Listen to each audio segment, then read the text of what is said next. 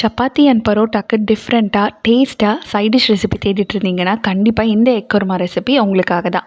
So அதுக்கு நான் 3 பெரிய சைஸ் ஆனியனை தின்னா ஸ்லைஸ் பண்ணிவிட்டு ஃப்ரை பண்ணிக்கிறேன். ரொம்ப கருக விட்டிங்கன்னா கிரேவியோட டேஸ்ட்டே சேஞ்ச் ஆகிடும். அண்ட் 7லேருந்து 8 கேஷ்யூ நட்டை 10 நிமிஷத்துக்கு தண்ணியில் ஊற வச்சுருந்தேன். இப்போ ஒரு மிக்சர் ஜாரில் fried onion, cashew nut, 2 table spoon curd, ஒரு சின்ன சைஸ் தக்காளி, கொஞ்சமாக தண்ணி ஆட் பண்ணி மையாக அரைச்சி ஒரு பேஸ்ட் ரெடி பண்ணிக்கலாம். மீன்வெல் நான் பாயில்டு எக்ஸ் ரெடி பண்ணி வச்சுருந்தேன். எக்கில் இந்த மாதிரி ஸ்லிட்ஸ் கொடுத்து வச்சுக்கோங்க.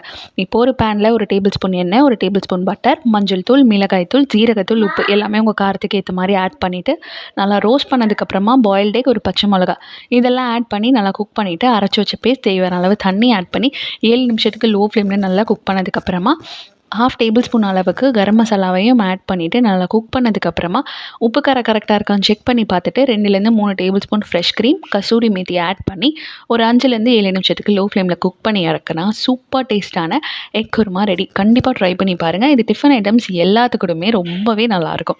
அண்ட் வீடியோ பிடிச்சிருந்தா மறக்காமல் நம்ம சேனலை லைக், ஃபாலோ அண்ட் சப்ஸ்கிரைப்.